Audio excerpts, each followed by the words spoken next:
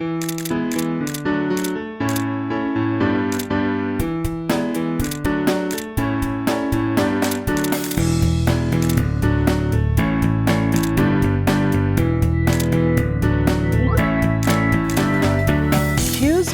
is the official mover of Design Recipes on WPIX TV. Welcome to Design Recipes, everyone. I'm Cathy Hobbs. If real estate, interior design, and exotic travel is what you're looking for, you have come to the right place. Here's what we have on today's show. On this episode of Design Recipes, we begin downtown in the storied neighborhood of TRIBECA. Hila Peled of Bracha, New York at Keller Williams NYC takes us on a tour of this fabulous duplex. Next, we head to the Brooklyn Navy Yard, where our Brooklyn expert Brennan of Brennan Real Estate takes us to the Kings County Distillery. From how they got their start to their future, their story of entrepreneurship is sure to inspire. Then, we use them in our homes every day. But how do you choose the right one? Tips on how to choose the perfect door. We love art, but art doesn't have to be expensive. Tips on how to purchase affordable art and how and where to use it to glam up your space, plus how to pack and move it. And buying or selling? We've got mortgage tips. Our mortgage expert, Ace Wantedasuparp from Citizens Bank, is answering your questions. And it all starts right now. We begin with a luxury residence right in the heart of TRIBECA. Hi, I'm Hila Peled with Bracha, New York at Keller Williams NYC. Hi, Hila. Hi, Cathy. How are you? Great. Welcome to 99 Warren Street. Well, we have outdoor space today. Absolutely. So, Cathy, I actually wanted to start out here, the outdoor space, because it's such a unique feature. It really is rare to have this downtown.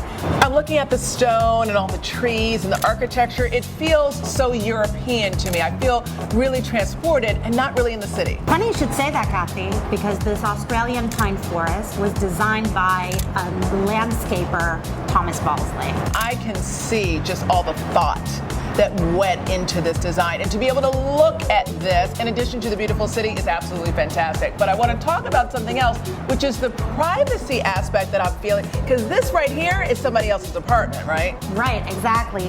It's inset within the exterior of the building, so it also allows you to enjoy it, rain or shine. Very nice. Well, I'm impressed with the outside. Let's go inside. Let's go. Here we are in the living room. Two things I'm noticing right away: high ceilings and a gorgeous floor. The floors are custom walnut floors. Wow. And the high ceilings are absolutely spectacular with floor-to-ceiling windows and 10-foot high ceilings. For me, high ceilings are such a huge plus because they automatically make a space feel bigger. One of the things I noticed on the way in was my kitchen. Can I see that? You have to check it out. Cathy, this is the amazing kitchen. What I'm really drawn to are all the things that I really like. This open range. Yeah, I know how much you love the open range. I can see that that's the microwave, the oven, and I know we have a dishwasher somewhere. Here you go. Dishwasher, great, and refrigerator. Sub-zero refrigerator. Sub-zero. You know what I'm drawn to though, Hila? Tell me. The cabinets. I thought you would be. Yeah, they feel Check it really out. modern. I love the clean front, no handles. Let's take a look. Oh, both of them. Very high end. No expense was spared. I really love the luxury. And one of the things that I noticed when I came in was this beautiful little staircase that I assume leads me to the bedrooms. Exactly. Let's check it out. Okay. I really like this. It feels like a single family home or townhome. Exactly, Cathy. Welcome to the master bedroom.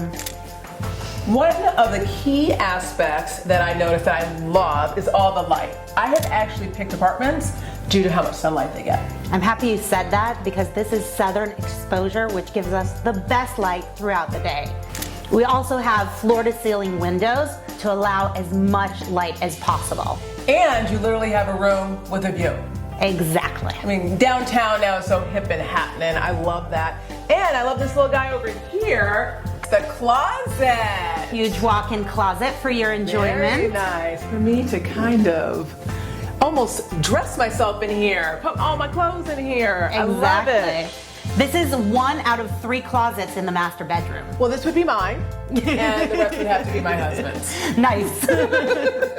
Skidmore, Owings, and Merle custom designed bathrooms include Imperial Danby marble, Bianco Lucido tile, Dornbrot Lulu fittings, and Toto toilet seat. Amenities of 99 Warren include state-of-the-art fitness center, luxurious spa, indoor playroom, and communal outdoor space.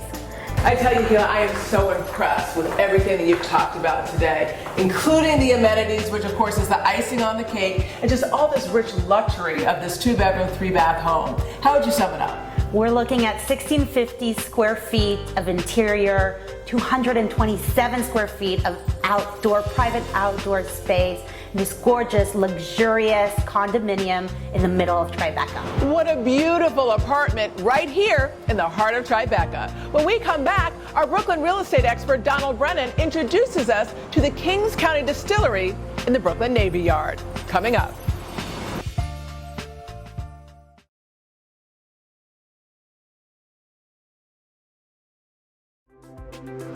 Welcome back to Design Recipes, everyone. I'm Cathy Hobbs. These days, the Brooklyn Navy Yard is full of unique and creative businesses.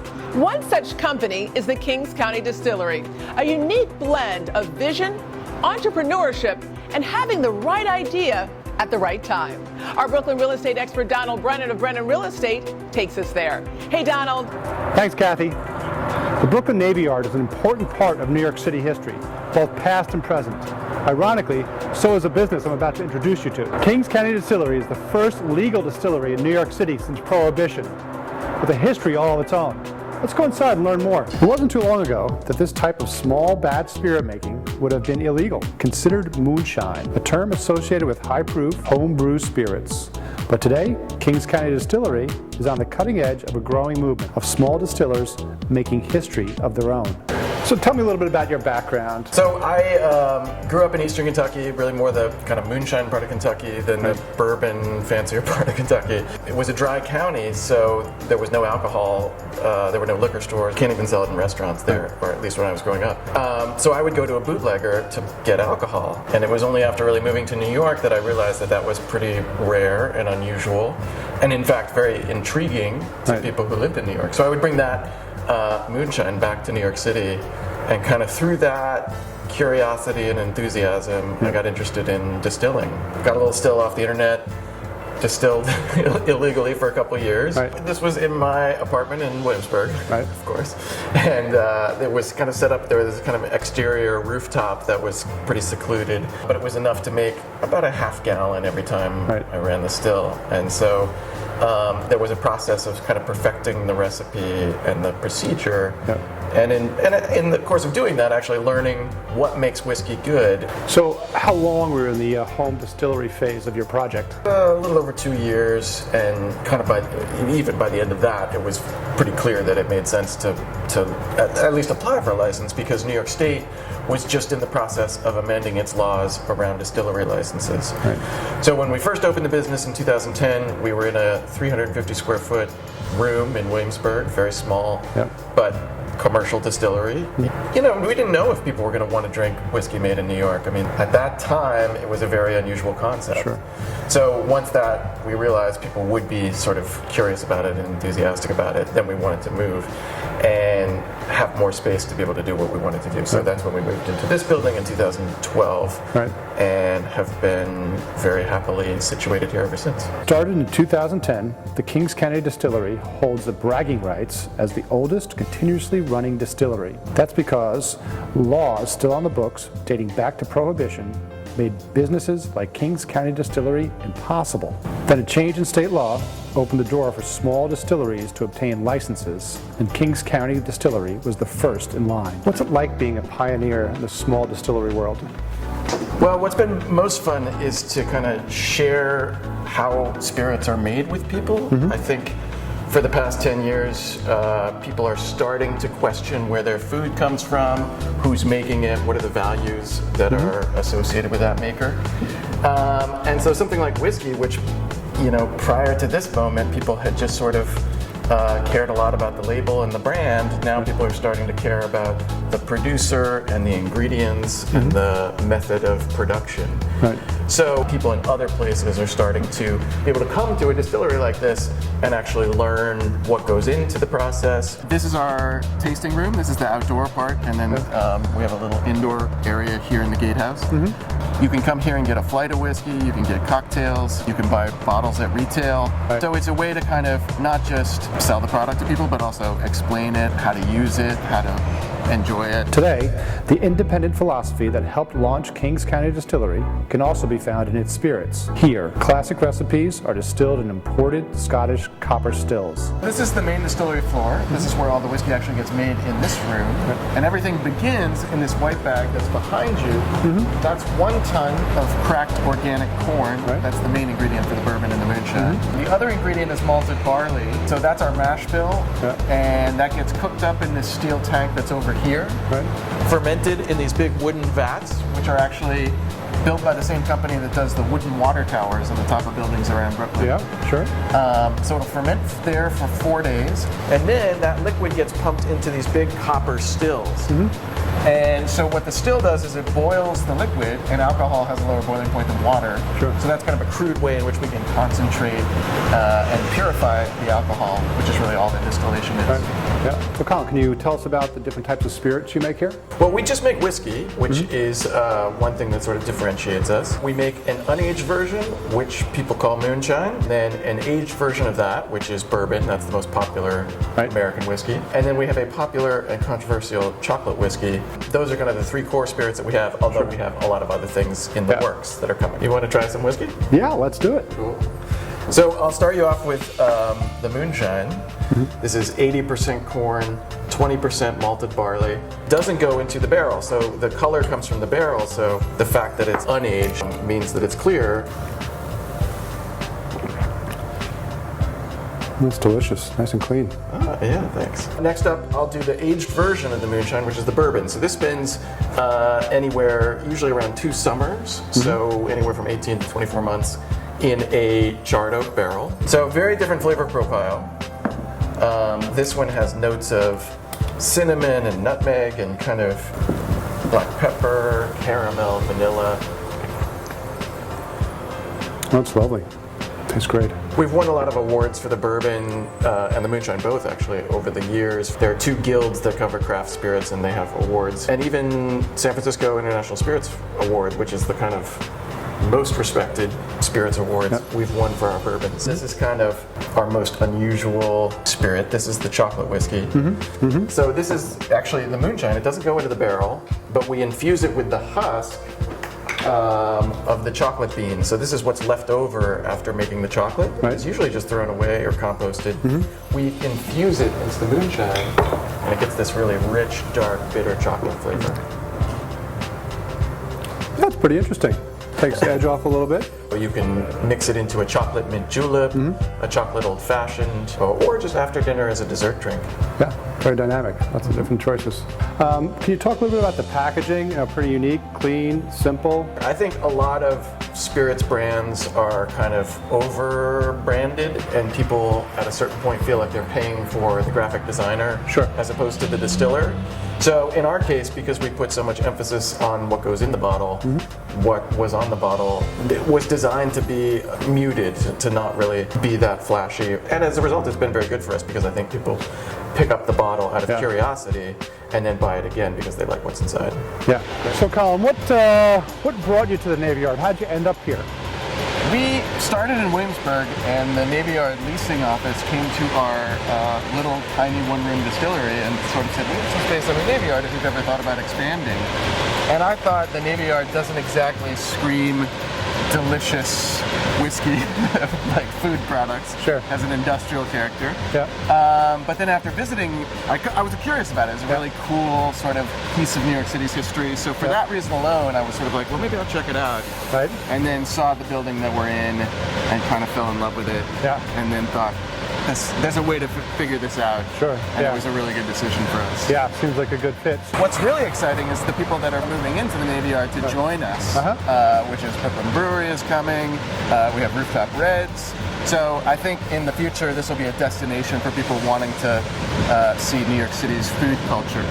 Kings County Distillery is indeed a pioneer and on the forefront of what is a growing movement, both here in Brooklyn and throughout the state, in which small distilleries inspired by creativity and raw entrepreneurship are creating the perfect blend. I'm Donald Brennan of Brennan Real Estate. Back to you, Kathy. Thanks, Donald. What a fascinating tour. Coming up, a design recipe, making the most of your space using art. Up next.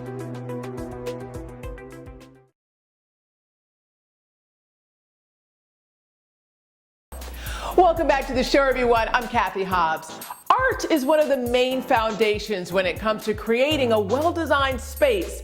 Art can be used to add color or texture or even interest. So today we're going to explore all the ways that you can use art to dress up a space, as I share with you some of my top tips for using art. This Upper East Side apartment is one that we are redesigning and staging for the sale. This is what the property looked like before.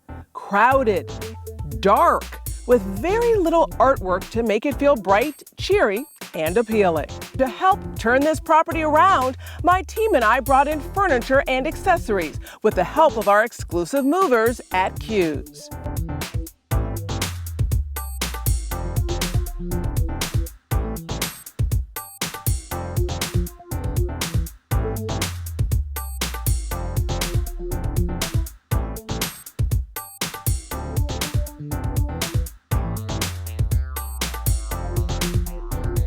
Design a lot of times has deadlines. We've already staged and styled one of our main areas, our dining room, but we have no art. But we've taken care of that. A lot of what we brought today to use for our staging involves bringing accessories and lots of art.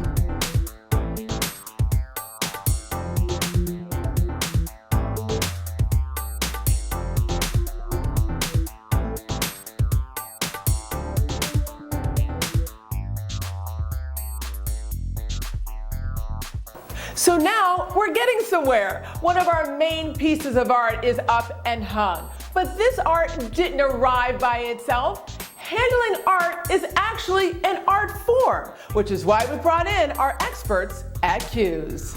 Okay, let's talk 5 tips for packing and moving artwork.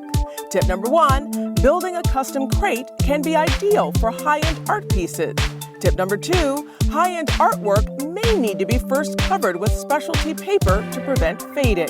Tip 3, for less fragile art pieces, cardboard mirror cartons can work well.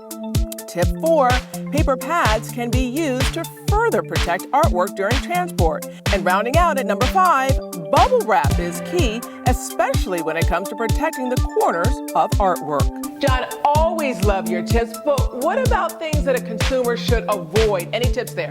I would definitely not recommend choosing a moving company that does not have a physical address. With my company, you can call me 24 hours a day, lines afforded to myself.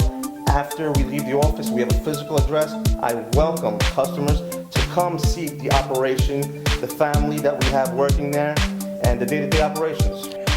One of the things that I love about Q's is the family atmosphere. What about tip number 2? Tip number 2 is you definitely choose a company that has a liability insurance plan, which would come in handy to work in any building in Manhattan. Nearly every building requires insurance. Absolutely. Here we have a 2 and a umbrella policy of $5 million. We can work in any building in Manhattan. Great. And what about tip number 3? Tip number 3, you got to check the complaints online. The best place that I feel that you're going to get the most honest response is the Better Business Bureau. What about your rating? My rating is an A+. A+. But at the end of the day, we do what we have to do to make sure the customer's happy. All of the pieces that I'm going to introduce you to today come from one of my absolute favorite resources for gorgeous, affordable, and versatile art, Minted. Art doesn't have to be expensive to look great. And it can come in all different shapes and sizes, which brings me to tip number 1 and this little guy. Small art, big impact. Even small pieces can make a statement. So simple, and I love the use of gold. The artist lined up several paper clips in a row. The surprise, one is turned on the opposite side. Can you tell which one? Tip number 2, blue is the new black. Indigo blue is one of the hottest trends in home decor right now, and it's being used in a lot of the same places where you'd normally see black. Deep, rich blue is both elegant and luxurious, and some think it's not quite as harsh as black. Tip number 3, equestrian-based art. As someone who actually used to ride and own a horse, I have to say I really like the trend. I'm especially drawn to this piece of art, in which the photographer snapped the photo of this horse while on vacation in Ireland. Framing photos of what inspires you is a great inspiration for art. Tip number 4, using black and white. A lot of people forget that black and white are colors. This particular print was actually created from found objects, feathers, in which a black and white composition was created using a silhouette style technique. Art can really pop when placed against neutral colors such as white, gray, and taupe. But what if your walls are vibrant colors? Well, I've got some tips for that too. So let's head to a different location. So now we're in our new location and we have brightly colored walls, which some consider to be a bit of a challenge. But I have a great design recipes tip. A design recipes tip for brightly colored walls, think white. See how these art pieces really pop from these brightly colored walls? Artwork is truly the finishing touch on a space. Whether it's a bathroom, kitchen, living space, white walls, or accent walls, art truly helps to make sure a space stands out. We'll be right back.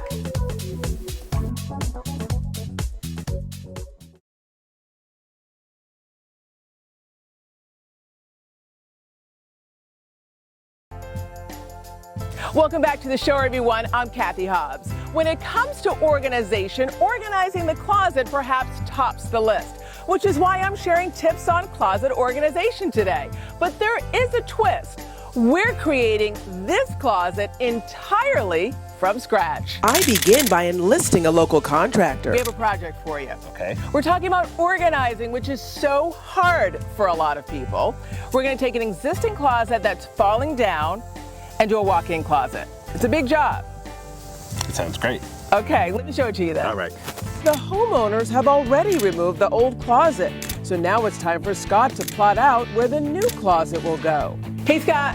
Hey Cathy. I have some of the closet items that we're going to be using, and so I thought that this would be great to actually lay it out on the floor so that we really get the sense of the dimensions. Sure.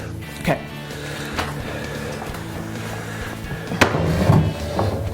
Thinking that we can center that perhaps. And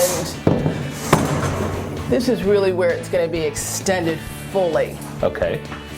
So I'm hoping that we can do 2 there, 1 in the center, and 2 on the sides. What do you think about that? That looks like that will work, that we have the room to incorporate that layout. Okay, and so the user is essentially going to come in here.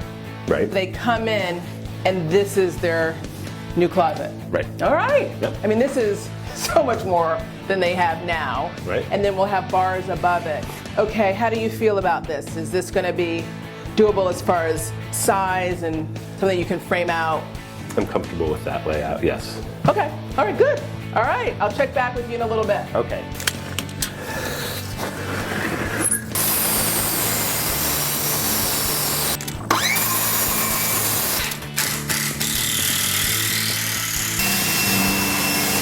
Scott, this is really coming together. It is. It went fairly quickly once we had our layout in place. So this is the framework. Yep. It's pretty much ready for sheetrock now. What I love about it is this is now the new closet. This is now a walk-in closet. It's really cool. It's going to be great. All right, I'm going to let you get back to work. Okay. Really good looking. Thanks.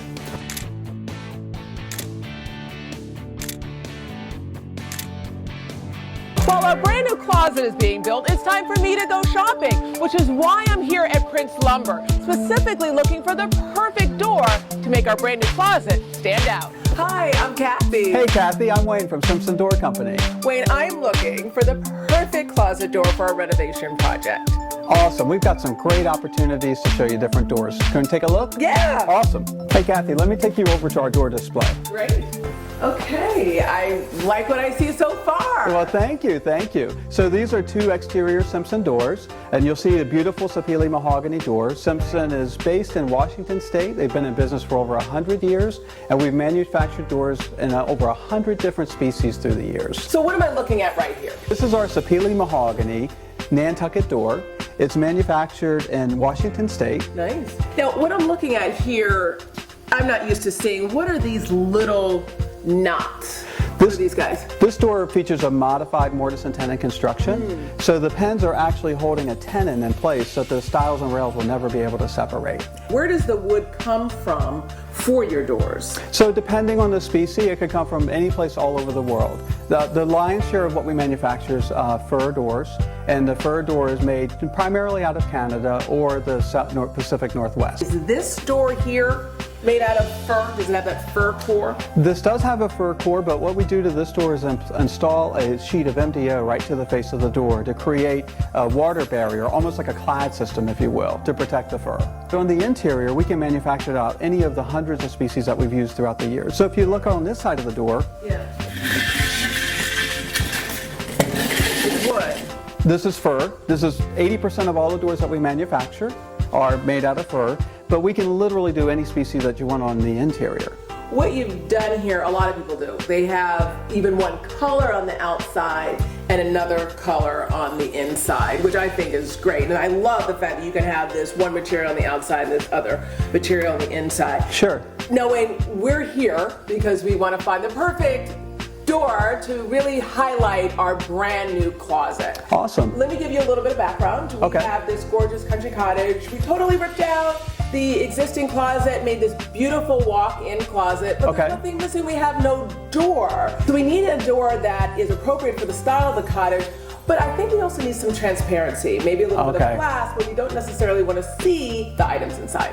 Awesome. So one popular door option would be the Carousel. I think that it would really serve the purpose. It has an ornamental glass, and we assign a clear rating to all of our glass. So this is clear glass. This would have a 0. You can see completely through it. We go all the way up to a 10, which would be completely obscure. You wouldn't be able to see through the glass at all. So the Carousel is going to come in around a 7. So it's still going to get a lot of privacy, but it also gives just a beautiful view from the exterior. And so this is a door that has essentially a large pane of glass, maybe some decorative glass. Absolutely. So instead of it being like a 3/4 light like this door, the glass will go from the top to the bottom, and inside of it would be an ornamental piece of glass with some nice lead caming. It would look really nice in that kind of That application. sounds really nice. You can order it for me. We can. Okay. Absolutely. So I'm looking forward to seeing it. Okay. And seeing it installed. Thank you so much. Awesome. Very good. Thank you. We found a gorgeous door from Simpson. I can't wait to see how it looks with our brand new closet.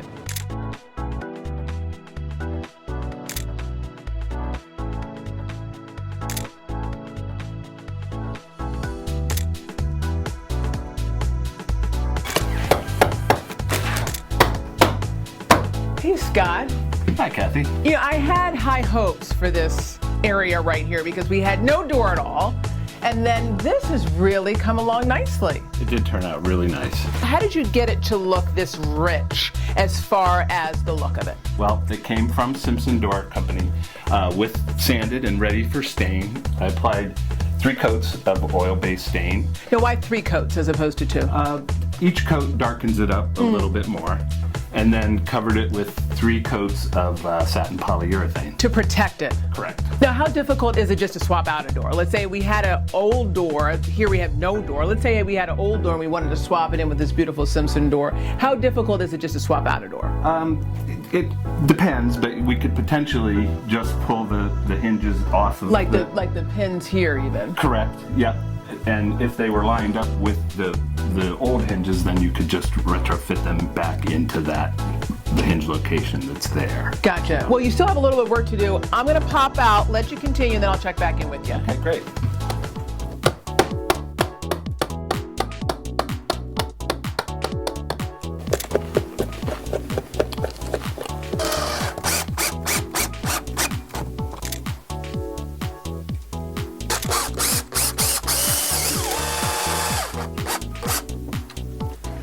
what? What a transformation. Now this is what I call small fix, big difference. It definitely is.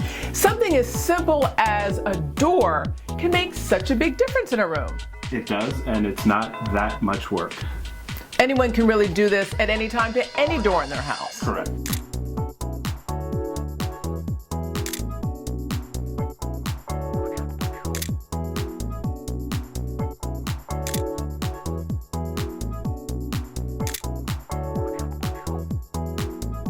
With our Simpson door now in place, that's the final touch on our new closet. I have to admit I was a little bit worried about whether or not it would work, especially since we were adding a new door to a space where there were already existing doors. But we made it work, especially with the addition of glass.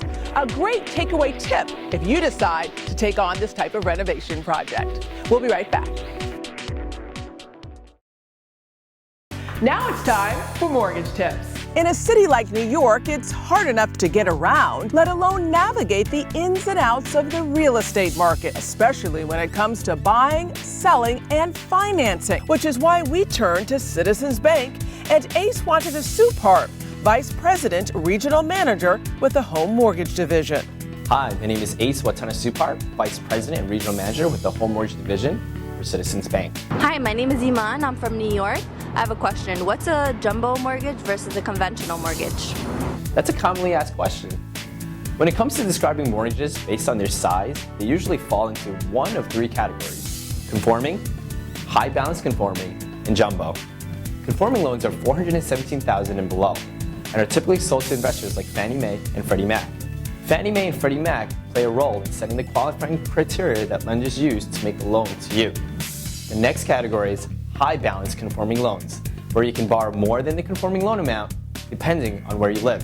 For example, in a high cost area such as New York City, the maximum amount of a high balance conforming loan is currently $625,500. These loans are also sold to Fannie Mae and Freddie Mac. And lastly, there are jumbo loans, which have loan amounts that can go to several $1 million. They're kept on the lender's portfolio rather than being sold to investors like Fannie Mae. Because jumbo loans are made using the bank's own resources, loan qualifying guidelines are typically set by the lender themselves.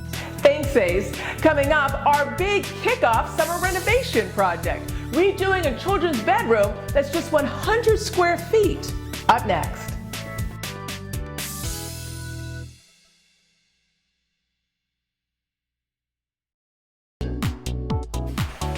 Welcome back to Design Recipes, everyone. I'm Cathy Hobbs. Right now, I'm inside a bedroom that is just 100 square feet, 10 by 10.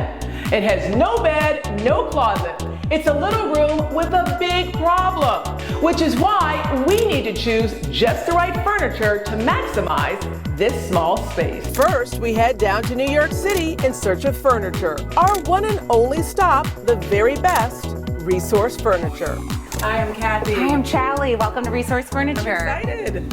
Charlie, as a designer, I am a huge fan of Resource Furniture. All of the wonderful transformational pieces. I'm specifically looking for furniture for a children's bedroom, but I'm also here to hear about the latest and greatest. Well, we have a really cool system right behind me. You wouldn't know because it just looks like a bookcase, right? It does, it does. Well, this also features a desk that lifts up so it becomes your home office. Love that.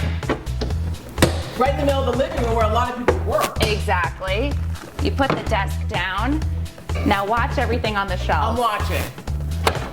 They stay right in place as you turn the bed around.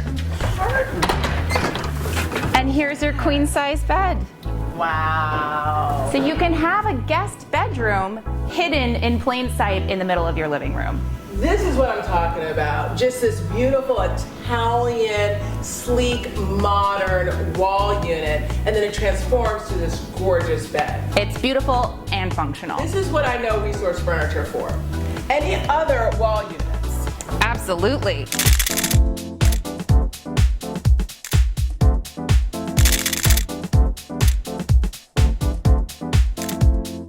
Now, Cathy, if you were impressed with the last wall unit, I think you're really gonna love this. This is great for a living room. It's a 3-seat sofa, and all you need to do is take off these back cushions, You can actually put them inside the seat here. There's storage built in. Very cool.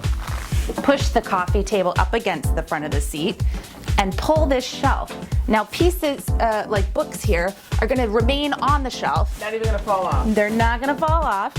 And that becomes the foot of your bed. And here you have a queen size bed. This looked exactly like a sofa in front of a wall unit. You're in your living room, and now it looks like a beautiful bedroom. Yes, we love that transformation. It's totally disguised, and then when it comes down, it's comfortable and luxurious. Absolutely fabulous. Now, Kathy, we also have a full line of transforming tables. Nice. And this is one of them right here. This is a coffee table, as you see it. Yeah. But it can also service as a work area. So let's say you're on the sofa, you want to be able to work on your laptop. This is a perfect height for that. Always working. But then it also raises to true dining height. Wow. And not only that, but Nice. it opens up to almost twice the size for when you have company over. Absolutely. And you can really spread out and have a nice dinner party. Look at this. I mean, I see this completely as probably seating like 10 people. You absolutely could seat 10 here. Kelly, this is impressive. The fact that you can go from a coffee table to a dining table. I can't even fit a table really this big into my apartment. This would fit in anyone's apartment. And the best part is it's so easy to transform back into a coffee table, and that's key. What I've noticed about everything that you've shown me so far is the ease of use. How in just a couple of minutes, literally in just a couple of minutes, you can just transform into a whole different piece of furniture. Exactly. This just went from not even a couple of minutes, a couple of seconds, all the way back down to a coffee table. And because it's easy to do, people are going to do it. Now, I've seen a lot of things relating to living rooms, tables. I'm specifically here to find a bed solution for a children's room, a teeny tiny bedroom. Do you have anything for a children's room? Absolutely. Let me show you. All right, so this is a bed? It is. You know, not knowing exactly what you're looking for, I'm just going to show you this. I promise you've never seen anything like it in your life. I'm sure I have. That's why I come here. Yes. So these cushions come off of the sofa, and the whole seat turns upside down and becomes bunk beds. Isn't that amazing? Absolutely amazing. I think that out of anything I've ever seen design-wise, this is the most creative. It's amazing. I mean, no one would know that this is hidden inside that sofa. No one would absolutely know. Chad, I love the creativity, but I think for this particular project, bunk beds aren't quite right. Okay. This is just one child. I think she should have a place to also perhaps do homework and sleep. Oh, okay. I have just the thing for you. All right.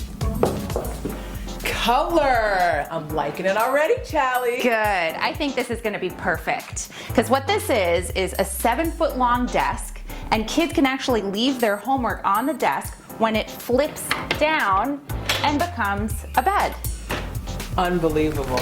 And I noticed that whatever on the desk kind of stays there. Exactly. You don't have to move anything. Yep. Now, Charlie, what's up here?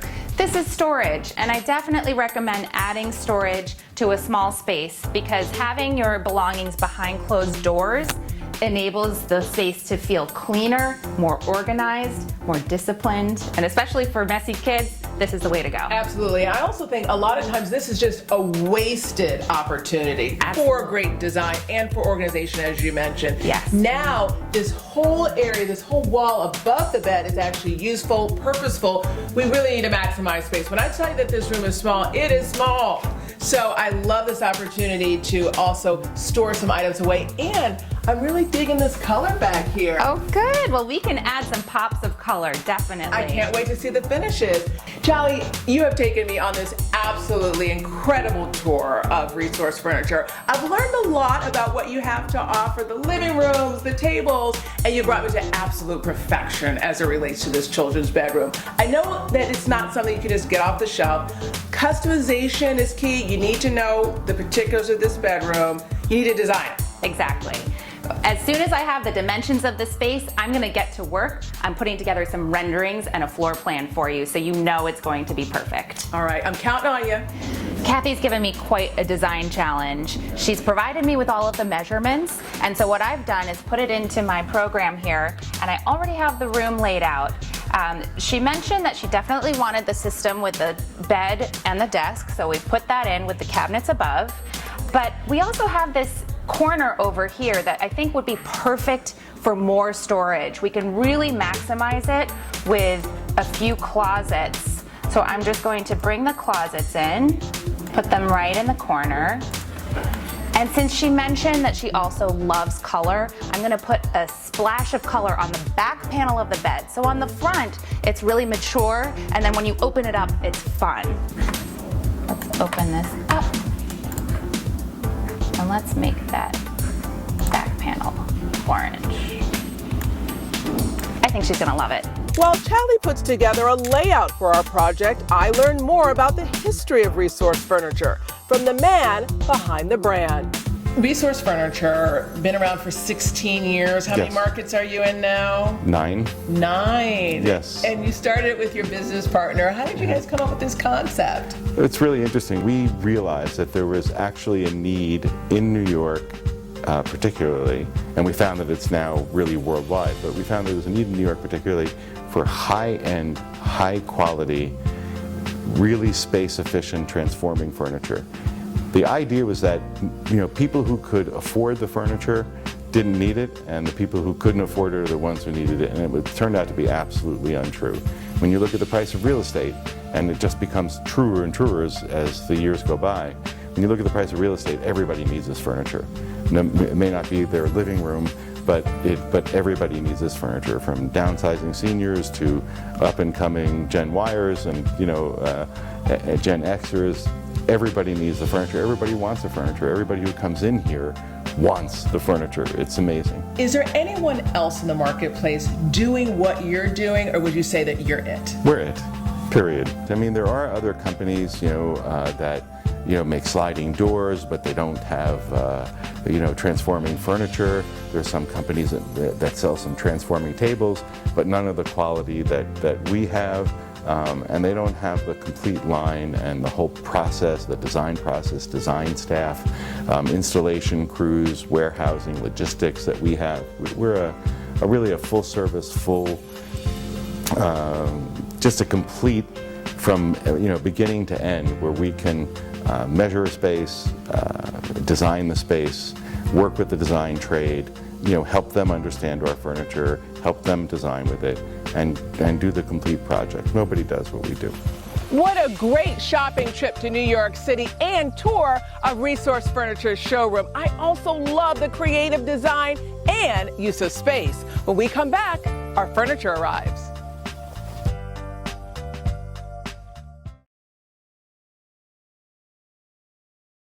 Welcome back to Design Recipes, everyone. I'm Cathy Hobbs. Before the break, we picked out gorgeous space-saving furniture from Resource Furniture. Now our furniture has arrived.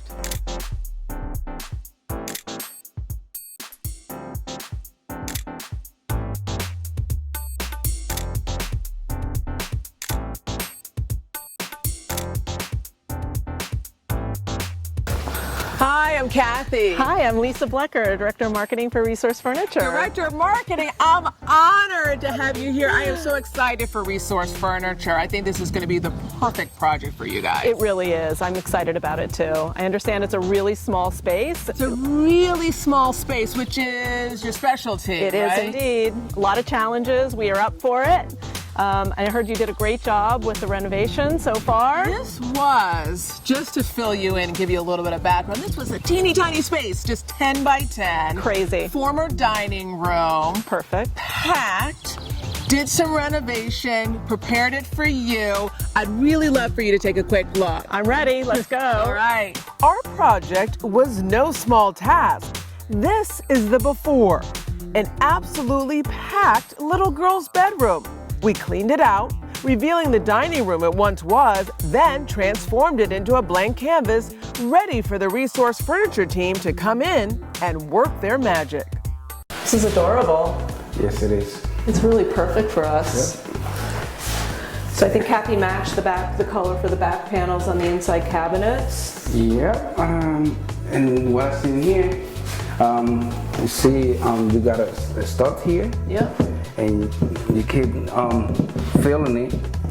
There you go. and you got another one somewhere here. Okay, perfect. Yeah. Great. And the way you keep going, so you got another one here. You're gonna be you, fine. You know the difference of the wall. Yeah, great. Look at the loft. It's a little playroom. Yes. That's really cute. Oh, this is gonna be great, Jose. Yes. Right, I'm excited.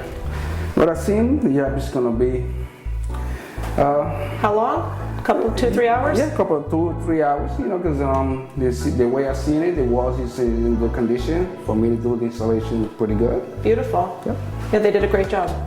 Yes, they did. All right, let's get going.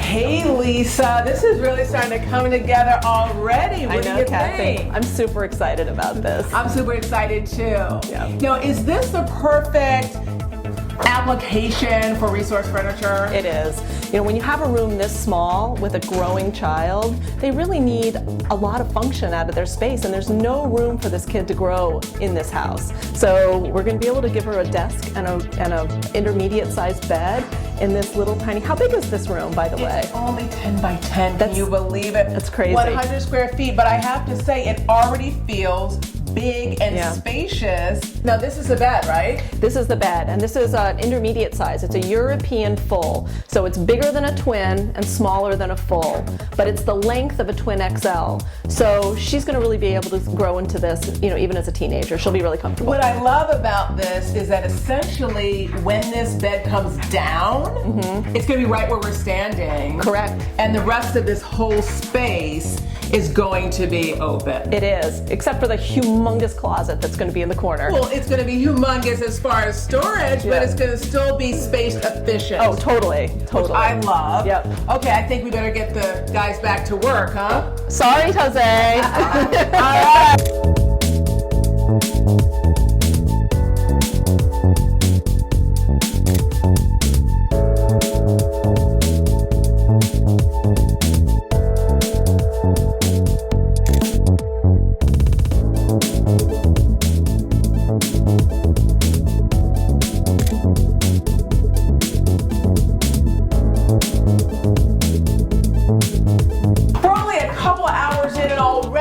Really looks fantastic. I love to see a design come together. We'll keep the guys working and check back with them.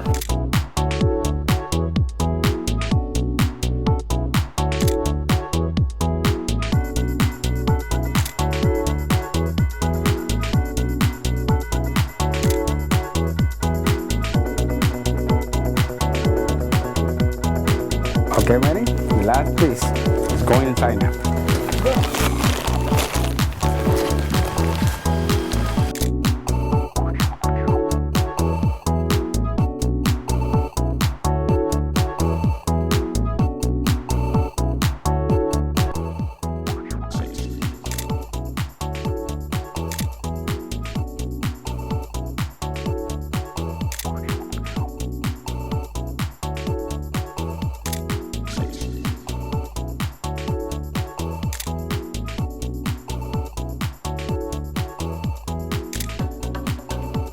Small spaces are tough, especially when it comes to maximizing space, but we did it with the help of Resource Furniture. Let's take a closer look. At first glance, this looks like a bed, but let's take off the toss pillows. Watch this.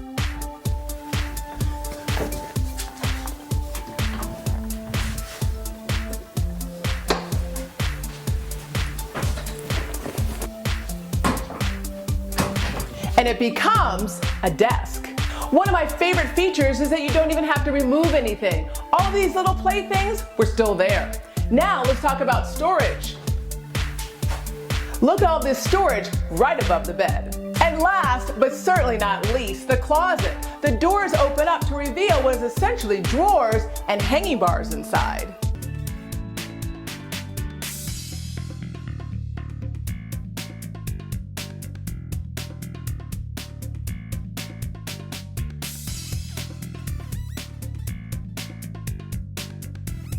Well, that does it for this episode of Design Recipes. What an amazing transformation. Be sure to follow us on Instagram and Twitter. And every Sunday, watch us live on Facebook at 9 a.m. Also watch us on the Pix 11 Morning News and anytime at pix11.com/Design Recipes. See you next time.